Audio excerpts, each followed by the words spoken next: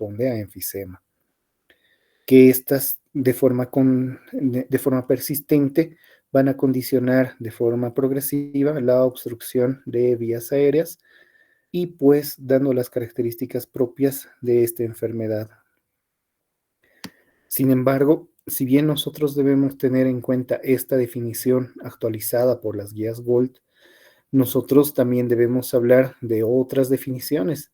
Y dentro de estas otras definiciones, nosotros vamos a mencionar 5, de las cuales la última tal vez es un poquito más actual, pero tiene sus características principales. Vamos a hablar de lo que, por ejemplo, corresponde a bronquitis crónica, que es la tos productiva crónica, que normalmente se define por un periodo de tiempo, normalmente en un tiempo de duración de 3 meses, en uno de los 2 episodios que normalmente sucede por años consecutivos. Pero lo más importante en relación a bronquitis crónica, hay que entender que esta no debe ser causada por patologías de base, por ejemplo, como por ejemplo las bronquiectasias, que normalmente están relacionadas en nuestro medio a lo que corresponde las secuelas de tuberculosis. Una vez siendo excluidas que tiene algún tipo de compromiso, podemos hablar en específico de lo que corresponde a bronquitis crónica. Pero no es el único concepto que nosotros debemos analizar. El segundo concepto está en relación a el concepto de enfisema. Y enfisema es el agrandamiento de los espacios aéreos distales, en específico de los bronquiolos terminales, que pueden estar acompañados o no de la destrucción de sus paredes. Normalmente, estos hallazgos en la patología pueden estar relacionados o no al EPOC, pero, sin embargo, puede haber connotaciones propias en lo que corresponde a enfisema puro. La tercera definición en importancia es el contexto de limitación de flujo de aire. Y en esto normalmente debemos entender que fisiológicamente se define como una reducción de la habilidad de exhalar de forma eficiente. Y en ese contexto, lamentablemente, disminuye el ingreso de aire a vías aéreas porque existe mucho contenido residual en los alvéolos y eso es lo que conduce la limitación en el flujo aéreo. En la actualidad nosotros tenemos formas específicas de verificar esta limitación de flujo de aire, principalmente en relación a la espirometría, en la cual nosotros vamos a mostrar 2 parámetros importantes, que es el volumen expiratorio forzado en el primer segundo, conocidos como FEBI, y también nosotros debemos encontrar la relación que existe entre esta fracción de eyección, esta fracción expiratoria de volumen en su primer segundo, con lo que corresponde al volumen expiratorio forzado. Y la relación que existe entre ambos nos permite analizar los distintos patrones de flujo, de limitación de flujo de aire. Sin embargo, una entidad asociada de forma muy importante al EPOC, ya sea en su presentación clínica, en algunas características que están o comparten de forma similar, es el asma. Sin embargo, ya las guías GOLD no entran dentro del contexto del análisis y definiciones propias de esta patología, y es por ese mismo motivo que las guías GINA son las que actualmente se utilizan para su definición.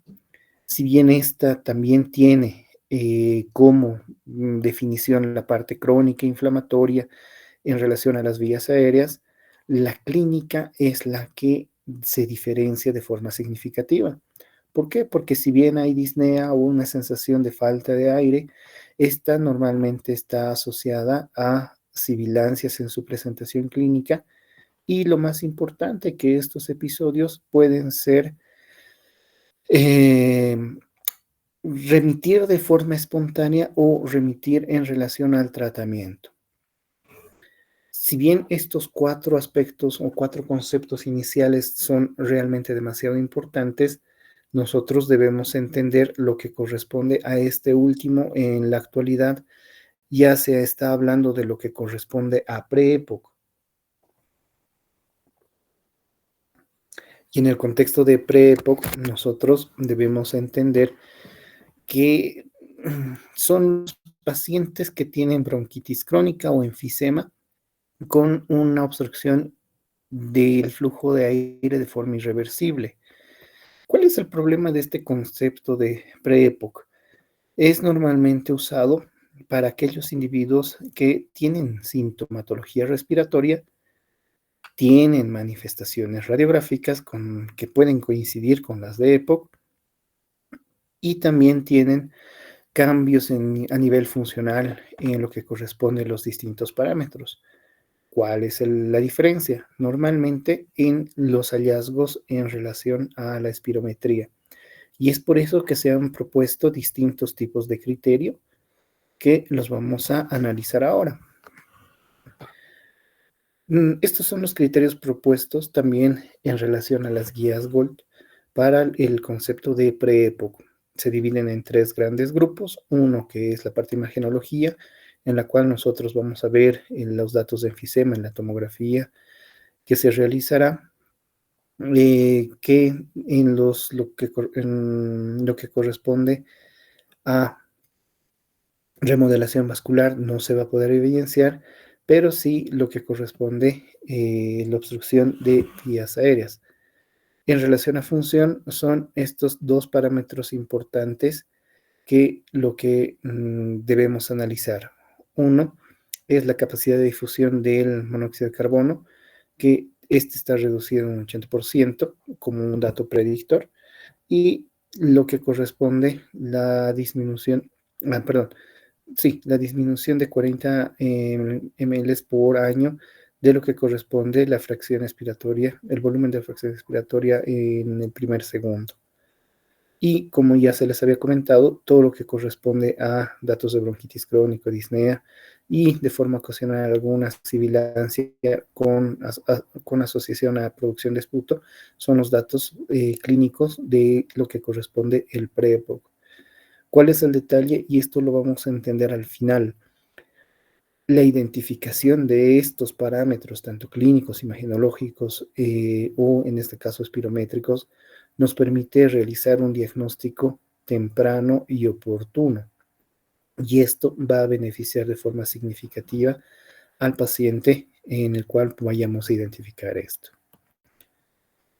Analizando todo lo que corresponde a prevalencia, nosotros debemos entender el hecho de que hay datos de forma variada, hay muchos estudios que se han ido realizando, pero lo más importante es el análisis de estos datos en relación a un conglomerado de estudios, en este caso se han utilizado 44 centros en 27 países, en los cuales nos muestran los siguientes datos.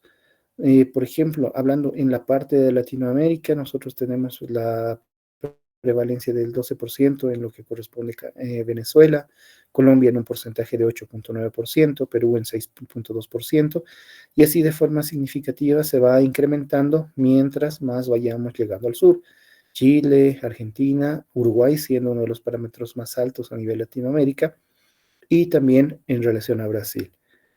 ¿Cuál es el problema en relación a estos estudios que nosotros estamos mostrando? Lamentablemente, al no haber un parámetro de espirometría claro, estandarizado, a ser utilizado, nosotros tenemos un subdiagnóstico en relación a la cantidad real de los pacientes. Y en ese sentido, lamentablemente, no tenemos los datos 100% fiables. Pero lo que sí nosotros tenemos claro a nivel mundial es que es la tercera causa de muerte.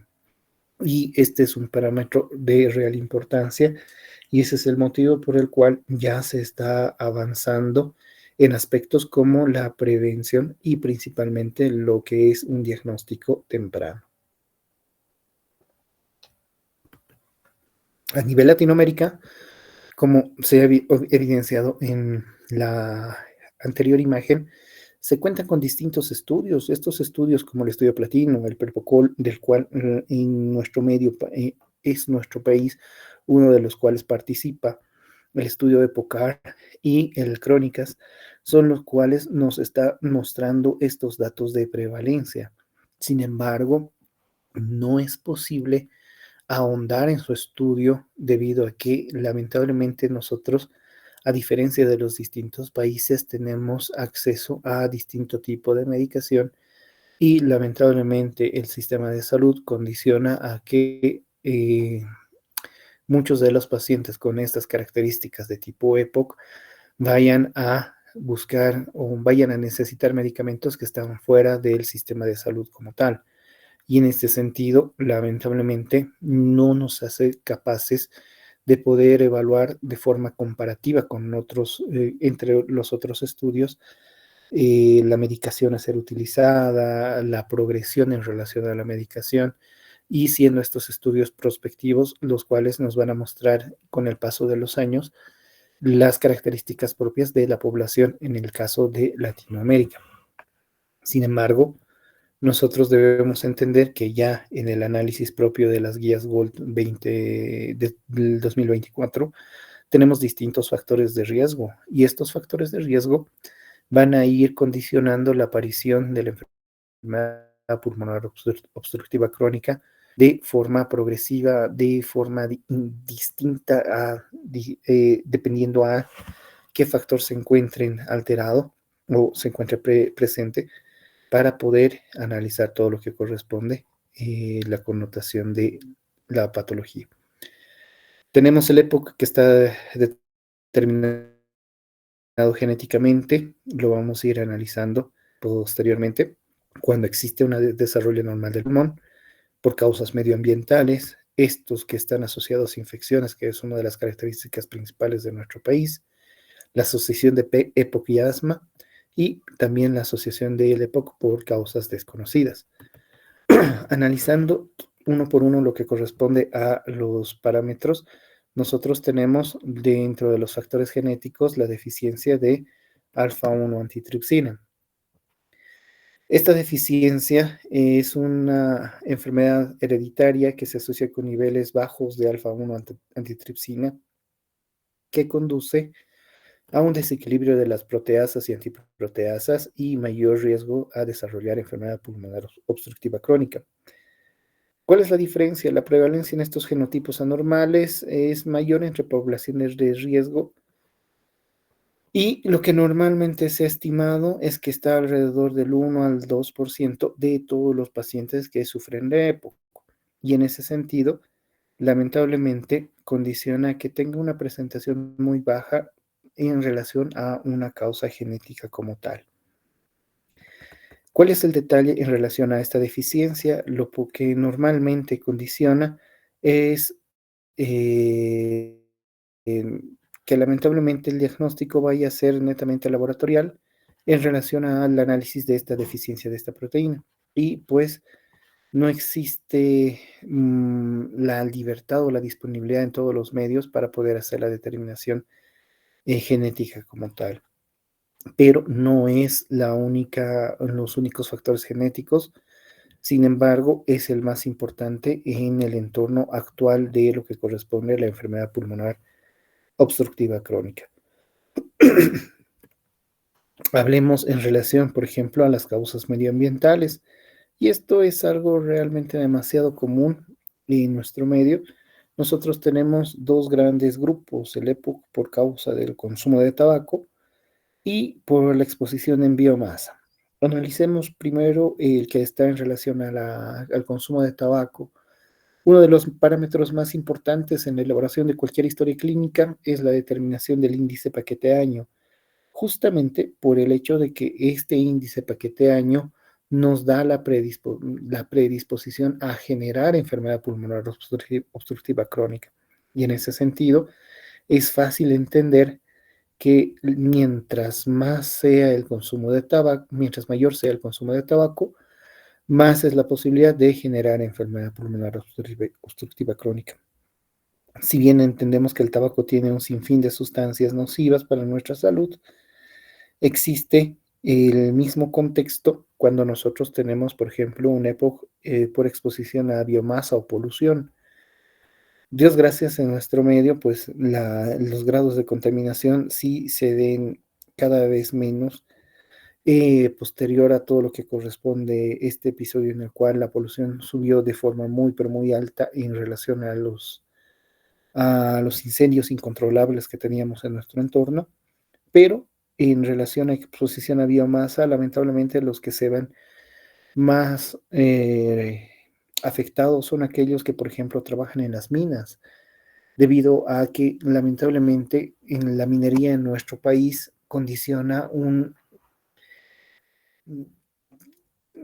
lamentablemente condiciona el hecho de que al no tener las medidas de bioseguridad correctas para poder realizar la explotación del mineral, lamentablemente todas las personas que ingresan a mina tienen alto riesgo de aspirar en el proceso de inspiración y aspiración distintos tipos de sustancias y partículas, estas condicionando con el paso del tiempo una enfermedad pulmonar obstructiva crónica por el proceso inflamatorio crónico que condiciona. Ya hablando de todo lo que corresponde a infecciones, en nuestro medio nosotros debemos entender que somos un país endémico en lo que corresponde a tuberculosis. Hay algunas zonas que son consideradas rojas en nuestro medio y es muy claro entender que lamentablemente la deficiencia en el hecho de la protección de vía aérea que nosotros deberíamos tener queda cada vez menos inclusive habiendo pasado un problema tan grande como lo que corresponde a una pandemia de COVID.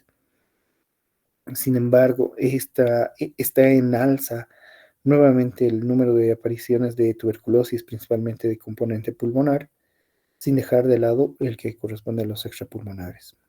Otro gran grupo de pacientes que tienen EPOC asociado a procesos infecciosos son aquellos que tienen inmunodeficiencia secundaria al virus del VIH. Lamentablemente, este es otro número que se encuentra en alza en relación a los pacientes en su presentación y pues condiciona la aparición de enfermedad pulmonar obstructiva crónica y así también las infecciones en la infancia. El hecho de haber cursado múltiples problemas pulmonares o múltiples cuadros con problemas pulmonares durante la infancia y muchas veces estos no haber sido tratados de forma correcta o no haber acudido a lo que corresponde a recibir atención de salud de forma correcta, condiciona con el paso del tiempo la posibilidad de aparición de enfermedad pulmonar obstructiva crónica. Sin embargo, hay que entender que existen dos grandes grupos asociados a lo que corresponde al EPOC, ya analizando y realizando los conceptos antes presentados, nosotros tenemos a lo que corresponde la bronquitis crónica y el enfisema pulmonar. Sin embargo, no es la comparación que se realiza en esta relación a patologías habituales está en relación a la alteración que nosotros podemos llegar a tener a nivel de los bronquios o en las partes finales, siendo que cuando ya hay destrucción de las membranas o estas se encuentran disfuncionales, existe una alteración significativa en lo que corresponde al intercambio gaseoso y la capacidad de mantener estos alvéolos abiertos, estos condicionando con el paso del tiempo lo que corresponde la limitación en el flujo de aire como tal. Hablemos ya de la patogenia. Nosotros debemos entender que en la patogenia tenemos distintos factores desencadenantes en el inicio de la enfermedad, ya sean estos irritantes que van a condicionar con el paso del tiempo lo que corresponde a una inflamación localizada. Esta inflamación localizada, cuando ya afecta en relación a los bronquios, se considera como una bronquiolitis, que con el paso del tiempo va a ocasionar la obliteración de las mismas. La dificultad en la apertura, pese a contar con un surfactante correcto, lamentablemente pues condiciona el cierre de estos bronquios. Este proceso inflamatorio y el cierre de los mismos condiciona la alteración estructural de la vía aérea inferior y lamentablemente no se queda localizado solo en el bronquiolo afectado, sino condiciona daño en los alvéolos continuos, que con el paso del tiempo va a terminar con la destrucción del parénquima pulmonar. Al haber destrucción de lo que es el parénquima pulmonar, va a ocasionar la limitación del flujo aéreo. Esto va a alterar el intercambio gaseoso a nivel distal, y por último, pues esto también va a condicionar la alteración de la difusión del dióxido de carbono. En ese sentido, recuerden bien lo que hablábamos en relación a los eh, conceptos. Son aquellos pacientes que no tienen la capacidad de expirar de forma correcta. Y eso, lamentablemente, en relación a la alteración de la difusión del dióxido de carbono. Sin embargo, debemos entender lo que corresponde a los pasos en relación a la alteración de los bronquios. Cuando nosotros tenemos la presencia de proteasas oxidantes, tenemos inicialmente una hiperplasia de las glándulas mucosas con el aumento correspondiente de las células caliciformes. Pero al haber incremento de las células caliciformes, existe un incremento también de la secreción mucosa, y lo que condiciona la impactación mucosa, causando un estrechamiento de la luz en relación a fibrosis y también con lo que corresponde a la hipertrofia del músculo liso. Estos aspectos van a condicionar finalmente un infiltrado inflamatorio crónico en relación al proceso inflamatorio a predominio de los linfocitos T citotóxicos. Un tercer aspecto importante es la alteración a nivel de los vasos pulmonares. Nosotros debemos recordar que anatómicamente tenemos un componente venoso, un componente arterial y lo principal, un componente aéreo. Estos tres componentes avanzan de forma progresiva, de forma conjunta, por todo lo que corresponde al entramado pulmonar para poder alcanzar hasta las partes más distales. Y en ese sentido, como bien se ha hablado previamente, la afectación que existe a los bronquiolos contiguos van a condicionar el hecho también de la afectación a nivel de los vasos pulmonares. ¿Cuáles son los pasos que ocurre a nivel de la patología? Primero, el engrosamiento de la capa íntima, posteriormente la muscularización de las arteriolas, y esto va a condicionar, además de la alteración en lo que corresponde a los bronquiolos, a la alteración de la difusión y la perfusión, lamentablemente condicionando la cronicidad de esta patología. Analicemos todo lo que conlleva a la obstrucción, a la fisiopatología de la obstrucción de las vías aéreas.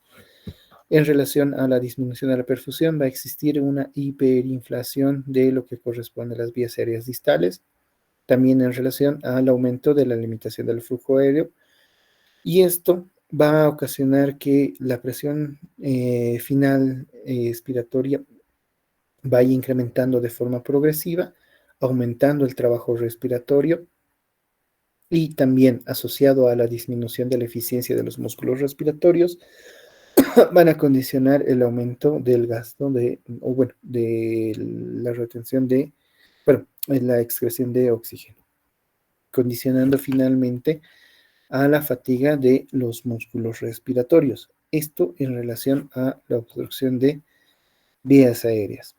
Ya en el entendido que existen vías aéreas estrechas, nosotros debemos también entender que existe un incremento progresivo de las presiones incremento progresivo de la presión en vías respiratorias, que asociado a un incremento de la presión final de la expiración intrínseca va a ocasionar una hiperinflación dinámica. Y esto en relación a la dificultad que nosotros tenemos de expirar de forma correcta. Bueno, en el caso de los pacientes con EPOC. Y esto, lamentablemente, como de forma final, va a ocasionar una lesión por distensión pulmonar. ¿En qué entendido? Lamentablemente, el hecho de la perpetuación del proceso inflamatorio y que este proceso inflamatorio sea un trastorno de forma crónica va a condicionar todo lo que corresponde a los hallazgos clínicos que vamos a ir detallando de forma progresiva. Y esto es lo que normalmente sucede cuando nuestras vías aéreas se van cerrando de forma progresiva. Permite bien el ingreso del oxígeno, pero más no lo que corresponde a la, eh, a la expiración correcta. Hablemos de lo que es clínica. En relación a clínica, nosotros vamos a dividir en dos grandes grupos en relación a los bronquíticos crónicos o los enfisematosos. En relación a la clínica, nosotros vamos a tener dos grandes grupos. El primero que está en relación a los abotagados azules, mismos aquellos que presentan cianosis, edema en miembros inferiores y datos de hipertensión pulmonar. Por ejemplo, con la presentación del complejo de Chávez. Distan de forma grande a los sopladores rosados que tienen dentro de su patrón patológico no relacionado a la parte de enfisema. Y estos se van a caracterizar por la presencia de disnea, la pérdida de peso corporal y presencia, bueno, y el uso de lo que corresponde los músculos accesorios. Sin embargo, si la clínica bien los divide en dos grupos, nosotros debemos entender que hay un flujograma propio para poder ir analizando todo lo que corresponde el diagnóstico de la enfermedad pulmonar obstructiva crónica. Y como ya habíamos hallado, como ya habíamos analizado, por ejemplo, anteriormente, todo diagnóstico tiene distintos pilares. En este caso, los pilares están en relación a lo que corresponde primero, todo lo que es la clínica. Este es el pilar más importante porque dado este pilar, nosotros podemos relacionar la edad de presentación, los factores de riesgo, por ejemplo, la exposición a tabaco, la exposición a biomasa y los síntomas, recordando que nosotros debemos analizar de forma detallada todo lo que corresponde a los hallazgos de la historia clínica. Y lo más importante en relación a esto es, uno, la historia clínica y principalmente hacer un cuestionario dirigido o una anamnesis dirigida a lo que corresponde a la parte respiratoria. Si bien nosotros tenemos una población de riesgo, si puede o no tener factores respiratorios, nosotros vamos a tener que confirmar nuestra sospecha diagnóstica a través de una espirometría con broncodilatador. Este segundo parámetro, perdón, el segundo en importancia, es aquel que nos va a permitir diferenciar de forma clara y de forma progresiva los distintos patrones en relación a los parámetros a ser evaluados. Si nosotros podemos confirmar una obstrucción post-broncodilatador, nosotros debemos excluir los diagnósticos diferenciales o los diagnósticos alternativos. ¿Cómo se va a realizar esta exclusión?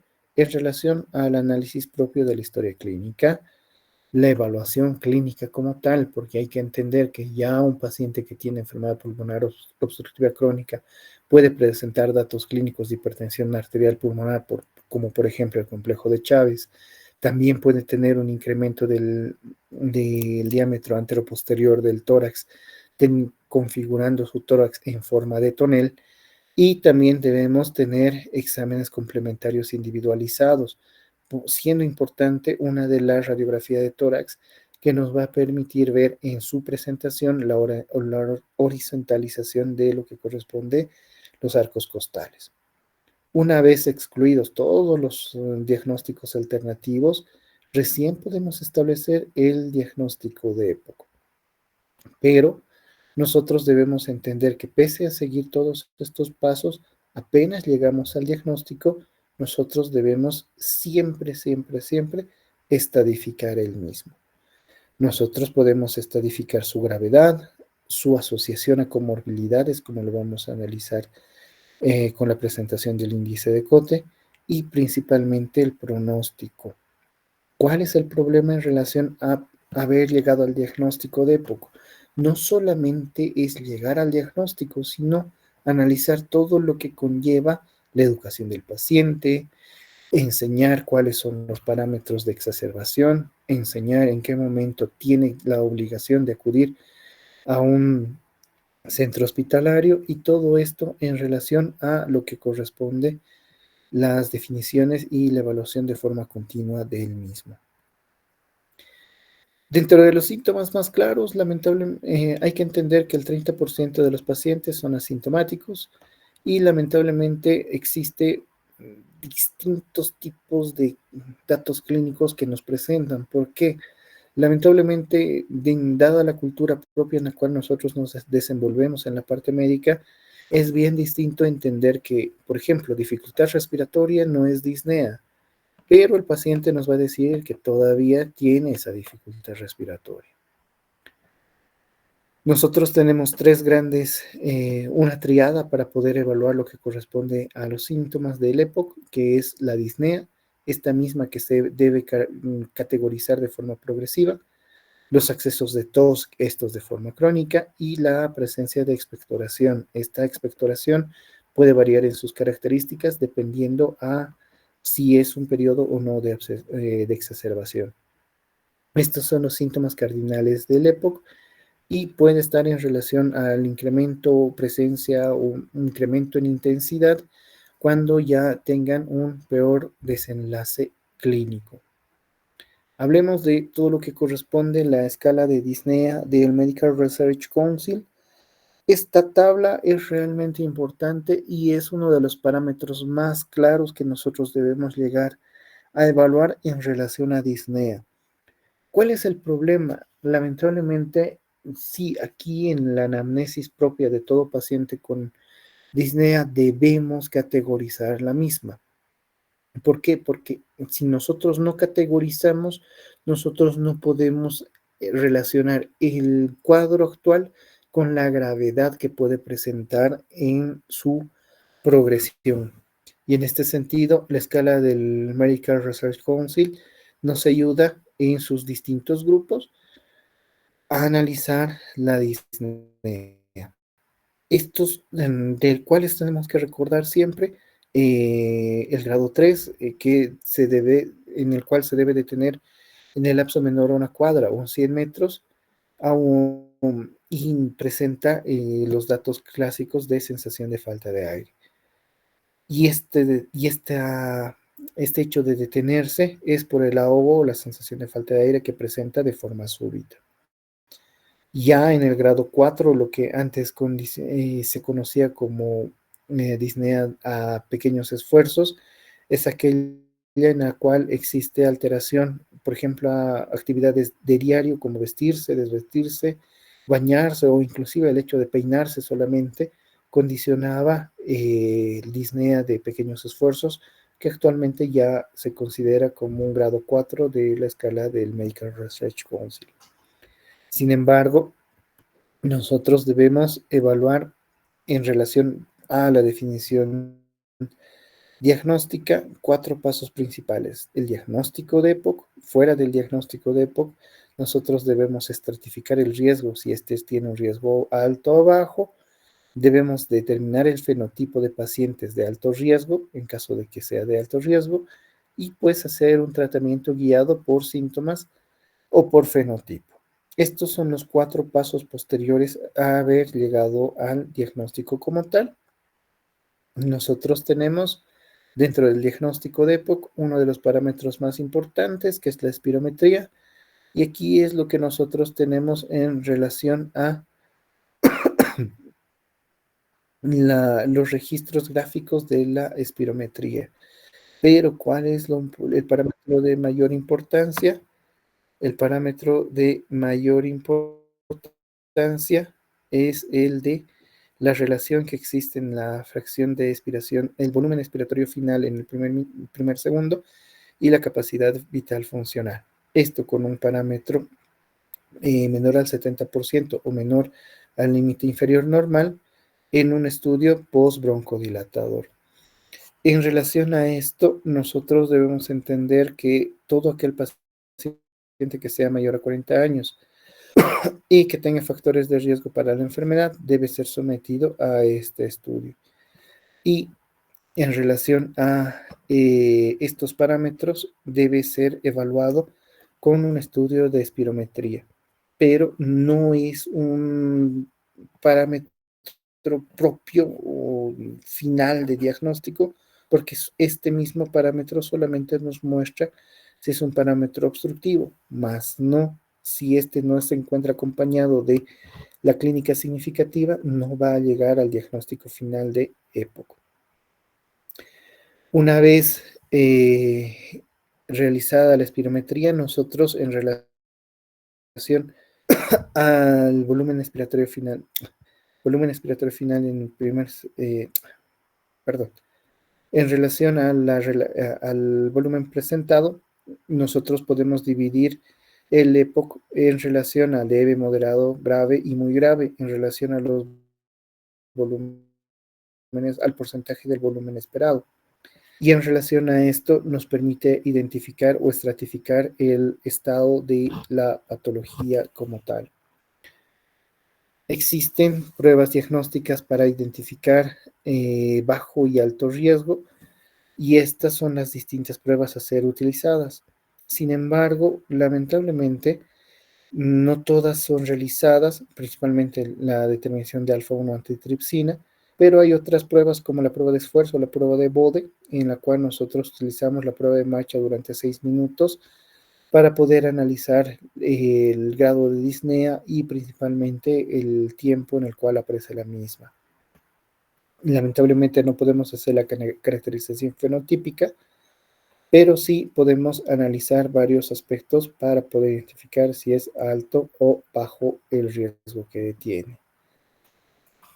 Sin embargo, existen dentro de sus diagnósticos diferenciales si estos pueden disminuir o no en relación a al uso de broncodilatadores, que nos permita ver la reversibilidad del cuadro. Esto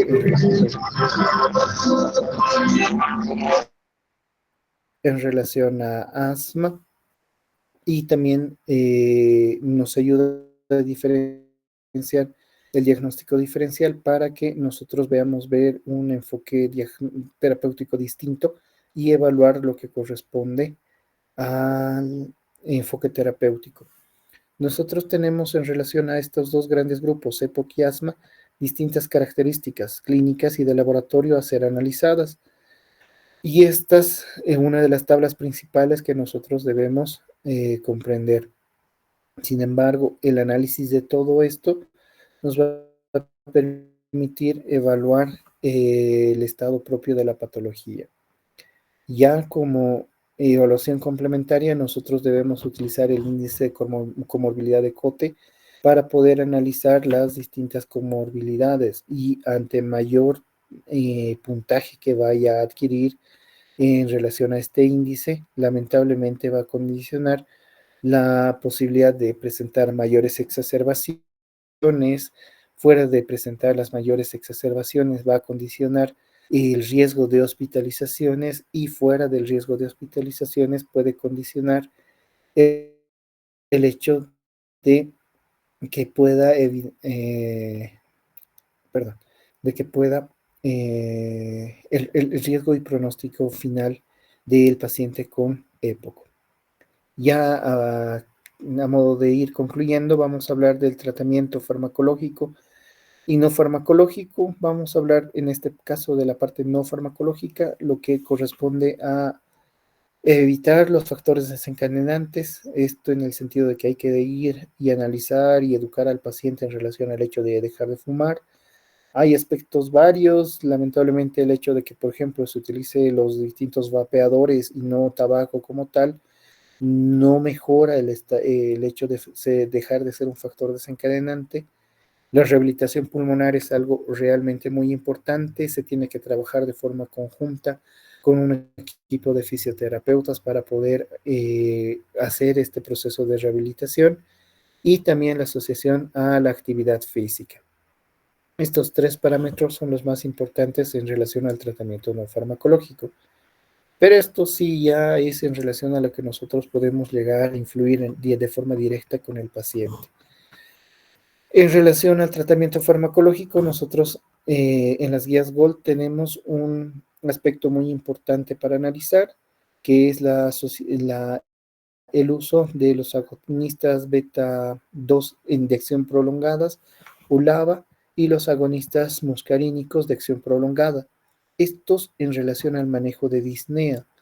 Hay muy pocos aspectos en los cuales se asocian estos dos grupos de medicamentos, y esto debido a que lamentablemente en la educación del paciente no permite el uso de 2, 3, 4 medicamentos, incluyendo el hecho de que lamentablemente mientras más comorbilidades tenga, mayor es la posibilidad de descompensación. Se debe considerar también el hecho de implementar tratamientos no farmacológicos y de lo que corresponde a disnea. No es muy común iniciar de forma conjunta, ya sea los agonistas beta 2 de acción prolongada o los antagonistas muscarínicos de acción prolongada en relación a manejo de disnea. Sin embargo, es mucho más común analizar el tratamiento de las exacerbaciones ya con tratamientos combinados asociados a corticoides inhalatorios, estos con un parámetro bien importante que es la determinación de eosinófilos en sangre, que nos permite ir analizando un flujograma como tal. Si bien no hay una respuesta de forma progresiva al uso de los agonistas beta 2 y los antagonistas muscarínicos en asociación en un solo inhalador, ya como parámetro final nosotros tenemos la asociación a los corticoides inhalados, estos también asociados en un solo inhalador. Y siempre hay que ir analizando el uso de acitromicina en exfumadores por el hecho del alto riesgo de procesos infecciosos sobreañadidos y otro tipo de medicación ya un poco más específica en casos de bronquitis crónica. ¿Cuál es el detalle? Nosotros tenemos distintas clases y distintas dosis de los medicamentos inhalatorios para el tratamiento de EPOC, dentro de los cuales nosotros podemos resaltar, por ejemplo, los broncodilatadores de acción corta en relación a salbutamol, que es utilizado en los casos de exacerbación aguda, y también tenemos los broncodilatadores de acción corta asociados, por ejemplo, salmeterol, por ejemplo, el tiatropio, y ya cuando existe asociación a corticoides inhalados, nosotros en nuestro medio tenemos salmeterol fluticasona y formoterol budesonida. En relación al tiempo de duración, nosotros debemos entender que ya cuando existe la combinación, tenemos el incremento del efecto en la duración como tal, siendo que los otros tienen un tiempo de duración menor. Lo mismo sucede en relación al tratamiento de mantenimiento que se debe realizar, en la cual nosotros tenemos distintos tipos de medicamentos a ser utilizados y estos pueden estar asociados no al hecho de utilizar nebulizaciones y también tienen que considerar el hecho de asociar a distinto tipo de medicación en casos de que se encuentre asociado a medicación. ¿Cuáles son los factores para el uso de corticoides inhalados? Lamentablemente el hecho de uso de historia de hospitalizaciones por exacerbaciones, más de 12 por año, y la presencia de eosinófilos en sangre favorecen fuertemente el uso de corticoides inhalados. También favorece el hecho de que solamente tenga una exacerbación moderada de EPOC y también el hecho de no contar con un parámetro muy alto de eosinófilos, y los que están en contra son los procesos repetidos de neumonía. Y lo mismo en relación a los corticoides inhalados, tienen como efecto predominante la disminución del proceso inmunitario generalizado, condicionando pues el hecho de la posibilidad de sobreinfección y complicaciones de forma crónica. En el contexto de exacerbaciones de EPOC, nosotros debemos entender que existe disnea, tos, con aparición de un tiempo menor a 14 días, y lo principal que nosotros debemos analizar si esta exacerbación es leve, moderada y severa, y analizar el factor desencadenante de la misma. Ya como consideraciones finales, nosotros debemos entender que para el diagnóstico propio de EPOC tenemos 5 pasos principales: la evaluación de los síntomas, la asociación a una espirometría, los estudios imagenológicos a ser considerado. Un parámetro muy importante en caso de exacerbación son los análisis de los gases en sangre, como la gasometría, y algún tipo de prueba adicional en caso de que, por ejemplo, se sospeche de una asociación genética. Analizando todo lo que corresponde al ciclo propio de las exacerbaciones, debemos entender que siempre hay un factor desencadenante. El más común es la exposición de humo de tabaco, pero no es el único. Esto tiene asociación a síntomas comunes como la dificultad para respirar o la sensación de falta de aire, y tenemos distintas opciones de tratamiento. Esto en relación a la estratificación del grado leve, moderado, severo de la exacerbación, y tenemos un tiempo de recuperación que puede variar entre varios días o varias semanas en relación al grado de la exacerbación. Y pues al momento nosotros contamos con distintos tipos de medicamentos para poder ir analizando, ya sea los broncodilatadores o las terapias combinadas propias entre los antimuscarínicos y los agonistas beta-2 adrenérgicos, y también ya la asociación a terapias biológicas, pero lamentablemente en nuestro medio se encuentran cada vez menos. Asociado a rehabilitación pulmonar es uno de los aspectos más importantes, y hay un parámetro final que nosotros no tenemos, que es el trasplante pulmonar. En relación a las consideraciones finales, también debemos entender que existe uno de los parámetros más importantes, y ese es el motivo por el cual les traje los criterios de pre-EPOC, en el hecho de que a diagnóstico temprano y el tratamiento va a ser mejor dirigido, y pues se van a evitar exacerbaciones, se va a evitar uso inadecuado de corticoides inhalatorios, y lo principal en relación a educación de paciente nos va a permitir, ya sea con lo que es rehabilitación pulmonar, también evitar el humo de tabaco y otros aspectos como la actividad física, mejorar la calidad de vida de este paciente que puede generar con el paso del tiempo EPOC. Muchas gracias.